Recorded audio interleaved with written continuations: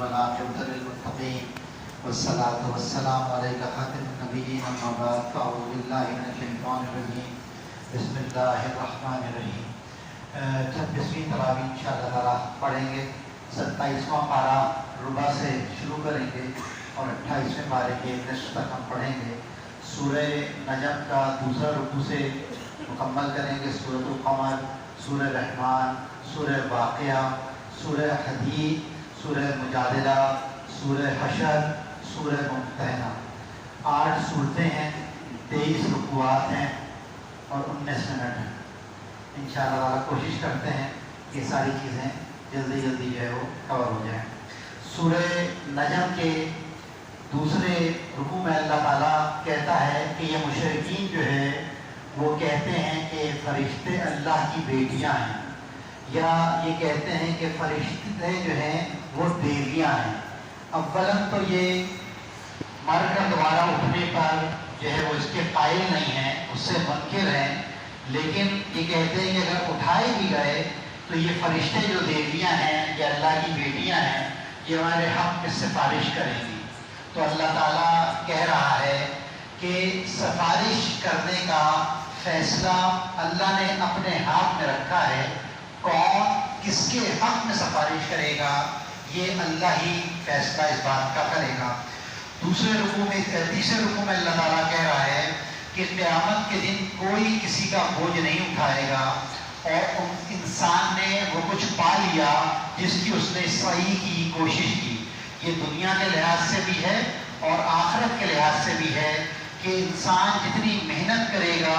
جتنی کوشش کرے گا، آخرت میں اتنا ہی بڑا مقام حاصل کرے گا۔ پھر اللہ تعالیٰ کہتا ہے کہ اللہ مالک کل ہے، وہی ہنساتا ہے، وہی رلاتا ہے، وہی موت دیتا ہے اور موت دینے کے بعد دوبارہ وہی زندگی دے گا۔ اسی نے انسان کو غنی کیا ہے، وہی اللہ ہے جس نے تمہیں جائیدادیں بخشی ہیں۔ اور پھر اللہ تعالیٰ کہہ رہا ہے کہ وہی شعراء کا رب ہے۔ یہ ایک چمکتا ہوا تارا تھا جس کو عرب جو ہے وہ بہت بڑی چیز سمجھتے تھے، اور اللہ تعالیٰ کہہ رہا ہے کہ اس نے عاد اولیٰ کو ہلاک کر دیا، سمود کو مٹا دیا، نوح کی قوم کو جو ہے وہ ہلاک کر دیا، اور قوم لوط پر اس نے پتھر برسائے۔ اس کے بعد سورۃ القمر ہے جس میں 4 دفعہ اللہ تعالیٰ نے ایک آیت کو دہرایا ہے، اور وہ یہ ہے کہ ہم نے اس قرآن کو سمجھنے کے لیے آسان کر دیا، کوئی ہے جو اس سے نصیحت حاصل کرے۔ یہ سورۃ القمر ایک خاص واقعے کی طرف جو ہے وہ اشارہ کرتی ہے۔ 8ویں نبوی ہجرت سے 5 سال پہلے اللہ کے رسول مینا میں موجود تھے۔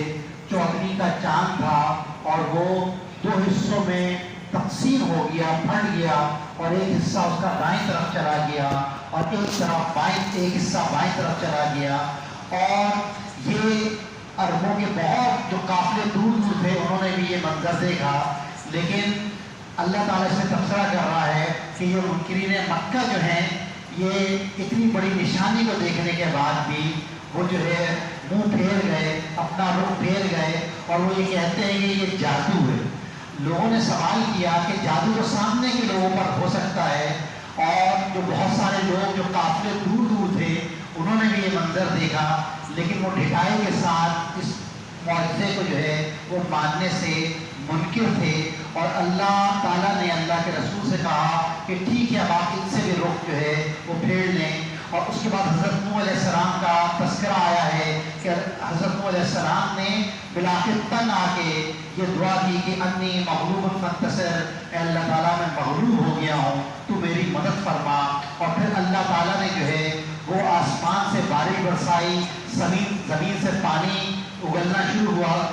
اور جو ہے ان کو کشتی میں نجات دی۔ باقی سب کو جو ہے وہ اللہ تعالیٰ نے جو ہے وہ غرق کر دیا۔ اس کے بعد اللہ تعالیٰ کہہ رہے ہیں کہ آگ نے بھی جھٹلایا تھا، ان پہ ہم نے ایک منحوس دن طوفانی ہوائیں بھیجی، انہوں نے آگ کے لوگوں کو ایسے اٹھا اٹھا کر پٹکا جیسے وہ کھجور کے کھوکھلے تنے ہوں۔ اس کے بعد اللہ تعالیٰ رکوع نمبر 2 میں کہہ رہا ہے کہ سمود نے بھی جھٹلایا تھا، اور وہ کہتے تھے کہ ہم ایک شخص کی پیروی نہیں کر سکتے، اور وہ نشانی مانگتے تو اللہ تعالیٰ نے اونٹنی جو ہے وہ نشانی کے طور پر پیدا کر دی، اور پھر اللہ تعالیٰ نے کہا کہ ایک دن، اب آپ کی ڈیمانڈ تھی کہ کوئی نشانی دکھاؤ، تو اللہ تعالیٰ نے اونٹنی پیدا کی، تو پھر اللہ تعالیٰ نے آپ کو مشکل میں بھی ڈال دیا، کہا اونٹنی ایک دن پورا پانی پیے گی اور اگلے دن جا کے آپ کے جانور پانی پئیں گے، یعنی وہ جانور جو پورے ہفتے سکون سے پانی پیتے تھے، اب ان کا آدھا پانی جو ہے وہ اکیلی اونٹنی جو ہے وہ پینے لگی، اور انہوں نے اس کو مار ڈالا۔ تو اللہ تعالیٰ کہہ رہا ہے کہ ایک دھماکے نے ان کو آ لیا اور ان کی حالت ایسے ہو گئی جیسے روتی ہوئی کوئی باڑھ ہو۔ اس کے بعد قوم لوط کا ذکر ہے، تیسرے رکوع میں اللہ تعالیٰ نے آل فرعون کا ذکر کیا ہے اور ان کے اوپر بھی عذاب کا ذکر کیا ہے، اور اللہ تعالیٰ کہہ رہا ہے کہ یہ سارے جتھے بڑے مضبوط تھے، افرادی قوت میں، مادی وسائل میں، ان کے مقابلے میں جو ہے وہ کفار مکہ کی کوئی حیثیت نہیں ہے۔ اگر یہ سارے برباد ہو گئے تو اگر منکرین مکہ نے اپنے ایٹیٹیوڈ کو نہیں تبدیل کیا تو یہ بھی اللہ کے عذاب اور عذاب کا شکار ہو جائیں گے۔ اس کے بعد سورہ رحمان شروع ہوگی، اور سورہ رحمان میں اللہ تعالیٰ نے پہلی رکوع میں 4 چوٹی کی چیزوں کا ذکر کیا ہے۔ پہلے اللہ تعالیٰ نے کہا رحمان اور رحمان، کہ اللہ نے اپنی صفت رحمانیت بتائی ہے۔ اس کے بعد قرآن کا ذکر کیا ہے اور کہا ہے کہ یہ چوٹی کا کلام ہے، اللہ کے رسول صلی اللہ علیہ وسلم کی حدیث مبارکہ ہے کہ اللہ کے رسول نے فرمایا کہ قرآن کا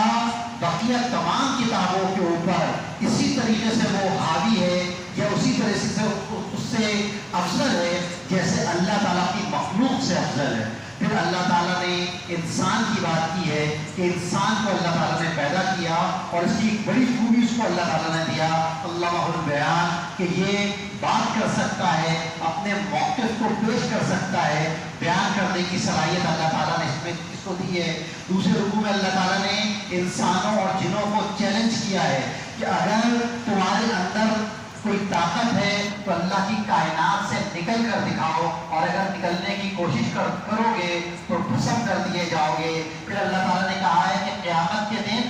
کسی یعنی مجرم کو اللہ تعالیٰ شکلوں سے پہچان لے گا، یعنی ان کے اعمال نامے کی ضرورت نہیں ہوگی، شکلوں سے پتہ چل جائے گا مجرموں کا، اور پھر قیامت کے دن ان کو بالوں سے اور پاؤں سے گھسیٹ گھسیٹ کر جہنم میں پھینک دیا جائے گا۔ تیسرے رکوع میں اللہ تعالیٰ بتا رہا ہے کہ 2 طرح کی جنتیں ہیں، ایک اصحاب الیمین کے لیے جنت ہے کہ وہ خوش قسمت ہیں جن کا نامہ اعمال ان کے دائیں ہاتھ میں ملے گا، اور ان کے گھنے باغات ہوں گے جس میں میوے ہوں گے، جس میں چشمے ہوں گے، ان کی خوبصورت بیویاں ہوں گی، اتنی خوبصورت جیسے موتی کی طرح ہوں گی، اور بہت زیادہ شرم و حیا کا پیکر ہوں گی۔ اور دوسری جو جنت ہے وہ مقربین کے لیے ہے جو بغیر حساب کتاب کی جنت میں داخل ہوں گے۔ ان کے باغات جو ہے وہ گہرے سبز رنگ کے ہوں گے، چشمے پھوٹ رہے ہوں گے، اور اللہ تعالیٰ حوروں سے ان کی شادی کرے گا، ان مقربین کی، اور یہ حوریں جو ہیں وہ خیمے میں مکین ہوں گی۔ اس کے بعد سورہ واقعہ ہے، سورہ واقعہ میں بھی اللہ تعالیٰ نے کہا ہے کہ قیامت کے دن انسانوں کو 3 کیٹیگریز کے اندر وہ ڈیوائڈ کر دے گا، 3 حصوں میں تقسیم کر دے گا۔ سب سے پہلے جو ہیں وہ مقربین ہوں گے، سابقون السابقون، اور اللہ تعالیٰ نے کہا ہے سلۃ من الاولین وقلیل من الاخرین، یہ اگلوں میں سے بہت زیادہ ہوں گے، یعنی اللہ کے رسول صلی اللہ علیہ وسلم، ان کے زمانے، ان کے صحابی جو ہیں وہ مقرب بندوں میں سے زیادہ ہوں گے، اور بعد والوں میں سے جو اللہ کے رسول کے بعد کے زمانے ہیں اس میں سے کم ہوں گے، اور ان کو جو نعمتیں اللہ تعالیٰ دے گا جنتوں میں اس کا سارا ذکر ہے۔ پھر اللہ تعالیٰ نے اصحاب الیمین کی بات کی ہے اور ان کے بارے میں کہا ہے سلۃ من الاولین وسلۃ من الاخرین، اگلوں میں سے بہت ہوں گے اور پچھلوں میں سے بھی بہت ہوں گے، اور ان کو بھی اللہ تعالیٰ جنت میں بے تحاشا جو ہے وہ نعمتیں دے گا، دائیں ہاتھ والے ہوں گے، اور اللہ تعالیٰ کہہ رہا ہے کہ دائیں ہاتھ والوں کی تفصیلی کا کیا کہنا ہے۔ اور دوسرے رکوع میں اللہ تعالیٰ اصحاب الشمال کی بات کر رہا ہے، ان کا نامہ اعمال بائیں ہاتھ میں ملے گا اور وہ ناکام ہوں گے، جہنم میں جائیں گے، اور اللہ تعالیٰ کہہ رہا ہے کہ سوائے گرم ہوا کے، کھولتے پانی کے، آگ کے عذاب کے کچھ ان کو نہیں ملے گا۔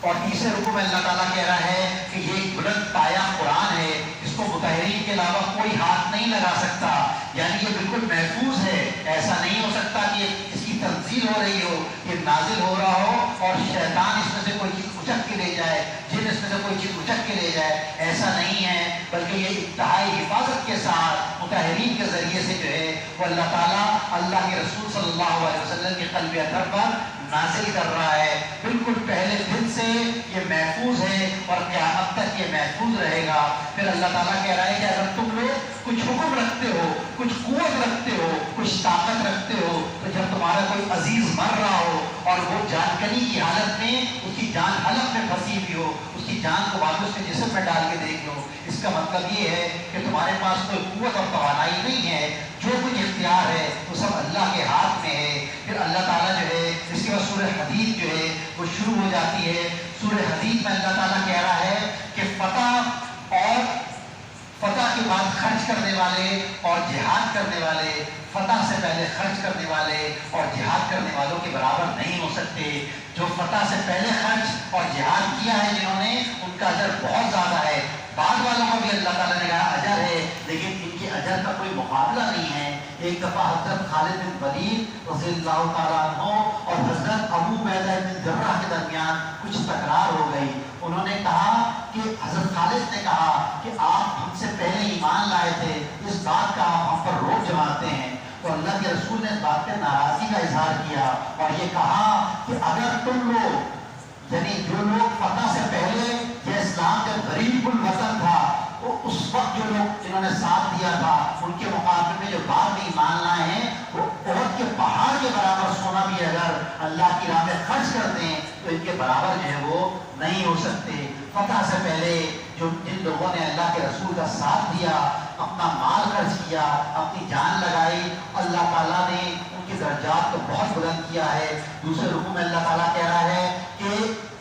قیامت کے دن مومنین کے دائیں اور آگے آگے ان کا نور ہوگا اور منافق کہہ رہے ہوں گے ہماری طرف بھی دیکھ لو تاکہ ہمیں اس نور سے کچھ روشنی ہو جائے. اللہ تعالیٰ پھٹکار کے کہے گا کہ جاؤ اپنا نور کہیں اور تلاش کرو. اور پھر ان دونوں کے درمیان میں ایک کوٹ حائل ہو جائے گی، ایک دیوار حائل ہو جائے گی. دیوار کے اندر اللہ کی رحمت اور نعمتیں ہوں گی، دیوار کے باہر اللہ کا عذاب ہوگا. منافق کہیں گے کہ ہم تمہارے ساتھ نہیں ہوتے تھے جو آج ہمیں الگ کر دیا گیا ہے. تو وہ کہیں گے کہ نہیں، تم نے اپنے آپ کو فتنے میں ڈالا ہوا تھا، تم موقع پرست لوگ تھے اور تم شک میں پڑے ہوئے تھے. یہ 3 باتیں قرآن نے کہی ہیں کہ تم نے اپنے آپ کو فتنے میں ڈالا ہوا تھا، تم موقع پرست تھے اور تم شک میں پڑے ہوئے تھے. تو آج تمہیں کوئی نور جو ہے وہ نہیں ملے گا. تیسرے رکوع میں زندگی کے 5 ادوار کے بارے میں بات ہوئی ہے کہ بچپن جو صرف معصومیت کا دور ہوتا ہے، لاڑپن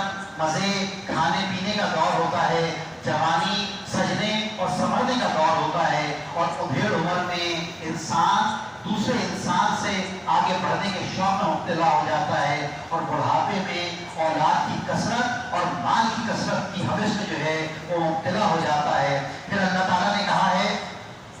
کہ رسولوں کو ہم نے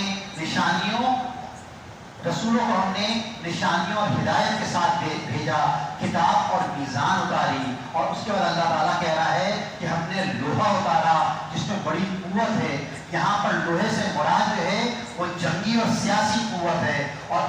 جو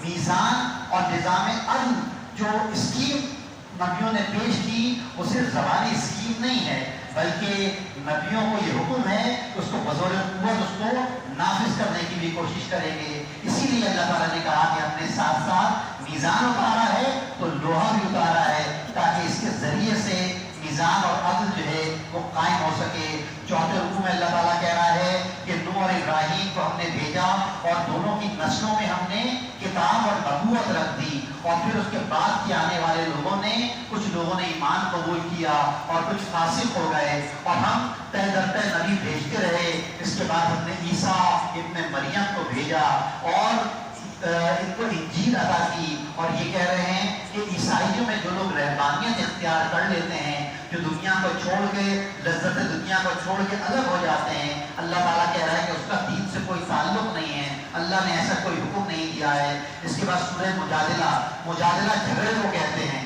ایک خاتون جو ہیں خالہ بنت سائلہ، یہ اوس بنت سامت کی زوجہ تھی، اور عرب اس زمانے میں قسم کھا لیا کرتے تھے کہ بیوی کے بارے میں کہ تم میری ماں کی طرح ہو، یا تم میری ماں کی طرح مجھ پر حرام ہو، یا تمہاری پیٹھ جو ہے وہ میری ماں کی پیٹھ کی طرح ہے۔ تو انہوں نے بھی، ان کے شوہر نے اس طرح کی قسم کھا لی اور یہ اللہ کے رسول کے پاس آئیں، اور اللہ کے رسول نے کہا کہ یہ تو حرام ہو گئے تم دونوں میاں بیوی، اور ایک طرح سے تمہارے اوپر طلاق ہو گئی۔ تو وہ بہت زیادہ آرگومنٹس کر رہی تھی اللہ کے رسول سے کہ میرے بچے چھوٹے ہیں اور آپ کوئی راہ نکالیں۔ اللہ کے رسول نے کہا میرے پاس کوئی احکامات نہیں ہیں، اور مستقل جو ہیں وہ بات کر رہی تھی۔ تو اللہ تعالیٰ نے یہ آیتیں اتاری کہ عورت جو تم سے نبی سے جھگڑا کر رہی تھی، جھگڑا کا مطلب ہے کہ وہ بات کر رہی تھی کہ میرے گھر کو بچا لیں کسی طرح سے، تو اللہ تعالیٰ نے جو آیتیں اتاری اور کہا کہ اگر کوئی شخص جو ہے وہ اس طرح کی قسم کھا لیتا ہے تو یہ جھوٹی قسم ہے، اس کا کوئی اعتبار نہیں ہے، اور ماں صرف وہی ہے جس نے جو ہے وہ بیٹے کو جنم دیا ہے۔ کہنے سے بیوی ماں نہیں بن جاتی، لیکن چونکہ قسم کھا لی ہے تو کفارہ ادا کرنا پڑے گا۔ اب اگر میاں بیوی دوبارہ ایک گھر میں رہنا چاہتے ہیں میاں بیوی کی حیثیت سے، تو 3 طریقے اللہ تعالیٰ نے بتا دیا، یا تو ایک غلام آزاد کرو، یا پے در پہ 60 روزے رکھو، بیچ میں کوئی گیپ نہیں آنا چاہیے، 60 روزے پے در پہ، یا 60 مسکینوں کو جو ہے وہ کھانا کھلاؤ۔ اس طرح سے اس قسم سے جو ہے وہ باہر نکل سکتے ہیں۔ اور پھر اللہ تعالیٰ نے کہا ہے کہ یہ منافقین جو ہے وہ خفیہ سرگوشیاں کرتے ہیں، نجوے کو اللہ تعالیٰ نے منع فرمایا، جرم قرار دیا، اور کہا کہ یہ منافقین 2 اور 4 اور 5 لوگ مل کے جو دین اسلام کے خلاف خفیہ میٹنگیں کرتے ہیں، وہاں اللہ موجود ہوتا ہے، 2 لوگ ہوتے ہیں تو تیسرا اللہ ہوتا ہے، 5 لوگ ہوتے ہیں تو چھٹا اللہ ہوتا ہے۔ اور پھر اللہ تعالیٰ نے مسلمانوں سے کہا تم لوگ اس طرح کی پوشیدہ اگر کبھی بات چیت کرو تو اس میں یاد رکھنا گناہ کی کوئی بات نہیں ہونی چاہیے، بدی کا کوئی حکم نہیں ہونا چاہیے، نبی کی نافرمانی کی کوئی بات نہیں ہونی چاہیے، بلکہ ہمیشہ نیکی اور تقوی کی بات ہونی چاہیے۔ اور پھر اللہ تعالیٰ کہہ رہا ہے کہ مسلمانوں جب تمہیں محفل میں کشادگی کا حکم دیا جائے تو کشادگی پیدا کر لو، اور جب تمہیں اٹھ کر جانے کا حکم دیا جائے تو اٹھ کر چلے جایا کرو۔ اور اللہ تعالیٰ جو ہے وہ تیسرے رکوع میں منافقین اور مومنین کے درمیان حد فاصل بتا رہا ہے کہ منافق جو ہیں وہ یہودیوں سے ساز باز کرتے ہیں، ان کے سامنے قسمیں کھا کھا کر کہتے ہیں کہ ہم تمہارے ساتھ ہیں، جبکہ اہل ایمان کا کبھی بھی یہ رویہ نہیں ہوتا۔ سورہ حشر اس کے بعد شروع ہوگی۔ سورۃ الحشر میں پہلے رکوع میں یہودی قبیلہ بنو نذیر نے جو ہے وہ جنگ احد میں جو ہے وہ مسلمانوں کے ساتھ غداری کی تھی، پھر ان کا گھیراؤ کیا اللہ کے رسول نے، اور پھر انہوں نے سرنڈر کر دیا۔ تو یہ جتنا مال غنیمت ملا تھا یہ مال غنیمت نہیں تھا کیونکہ جنگ نہیں کی تھی، یہ فے کہلاتا ہے، مال فے، اور یہ سارا کا سارا جو ہے وہ مستحقین اور مسکینوں کے لیے ہوتا ہے، اور اس میں مجاہدین کا کوئی حصہ نہیں ہوتا، کیونکہ اس پہ اللہ تعالیٰ کہتا ہے کہ تم نے اس مال کے اوپر اپنے گھوڑے نہیں دوڑائے ہیں، کہ اللہ تعالیٰ نے اپنی رحمت سے تمہارے حوالے کر دیا ہے۔ تو اللہ کے رسول نے یہ سارا کا سارا مال جو ہے وہ مہاجرین نے مکہ میں تقسیم کر دیا تھا، اور اس کے بعد جو ہے وہ دوسرے رکوع میں اللہ تعالیٰ کہہ رہا ہے کہ منافقین نے جو بنو نذیر کو تسلیاں دی تھی کہ ہم تمہارے ساتھ ہوں گے، یہ تمہارا ساتھ نہیں دیں گے، اور تیسرے رکوع میں اللہ تعالیٰ کہہ رہا ہے واتقوا اللہ، اللہ سے ڈرو، ان لوگوں کی طرح نہ ہو جاؤ جنہوں نے اللہ کو بھلا دیا، اللہ نے ان کا اپنا آپ بھلا دیا۔ اور اصحاب الجنہ اور اصحاب النار جو ہے وہ برابر نہیں ہو سکتے، اور جنت میں جانے والے لوگ تو کامیاب ہیں۔ پھر اللہ تعالیٰ نے اپنی صفات بیان کی ہیں کہ وہ خالق ہے، رازق ہے، متکبر ہے، وہ منصوبے بناتا ہے، یہ ساری کی ساری باتیں کی ہیں، اور آخر میں کہا ہے کہ سبحان اللہ عما یشرکون، اللہ تعالیٰ ان تمام شرک سے پاک ہے جو لوگ کرتے ہیں۔ اس کے بعد سورہ ممتحنہ ہے، اور یہ بھی ایک خاص موقع پہ نازل ہوئی تھی 8ویں ہجری میں، جب اللہ کے رسول صلی اللہ علیہ وسلم نے مکہ کی فتح کے لیے تیاری شروع کی تھی۔ تو یہ تیاری بہت ہی خاموشی سے اللہ کے رسول کر رہے تھے تاکہ اچانک وہاں پہنچ جائیں، اور اس کے بعد مکہ جو ہے وہ بغیر کسی خون ریزی کے فتح ہو جائے۔ ایک صحابی تھے حاتب بن ابی بلتا، انہوں نے، ان کے بیوی بچے جو مکہ میں تھے، تو انہوں نے ایک خط لکھ دیا کفار مکہ کو کہ کہ اللہ کے رسول اس طرح کی تیاری کر رہے ہیں تاکہ یہ لوگ احسان کریں اور میرے بیوی بچوں کو کچھ نہ کہیں، اور اس خط کی خبر جو ہے اللہ تعالیٰ نے وحی کے ذریعے سے دے دی، اور ان کو جو ہے وہ کہا گیا ہے کہ حق کے دشمنوں سے ہمدردی جو ہے وہ راہ حق سے دور کر دے گی۔ اگر حق کے دشمنوں کے ساتھ ہمدردی کرو گے تو وہ تمہیں اللہ تعالیٰ جو ہے وہ راہ حق سے دور کر دے گا۔ اور آخری رکوع میں اللہ تعالیٰ کہہ رہا ہے کہ وہ کافر جو اسلام سے بہت زیادہ بغض نہیں رکھتے ان سے حسن سلوک کیا جا سکتا ہے، اور اللہ تعالیٰ نے کہا ہے کہ مسلمان اور مشرک کا نکاح نہیں ہے۔ اب آج کے بعد اگر کوئی مسلمان کی بیوی مشرک ہے وہ اس کو چھوڑ دے، اور کسی مسلمان عورت کا شوہر مشرک ہے تو اس کو چھوڑ دے، ان کے درمیان اب نکاح جو ہے وہ برقرار نہیں ہو سکتا۔ اور آخری باتوں میں اللہ تعالیٰ نے کہا کہ عورتوں سے پہلی دفعہ آپ بیعت لے لیں کہ وہ شرک، چوری، زنا، اولاد قتل، تہمت اور سے دور رہیں گی، اور معروف میں اللہ کے رسول صلی اللہ علیہ وسلم کے احکامات کو مانیں گی۔ وآخر دعوانا ان الحمد للہ۔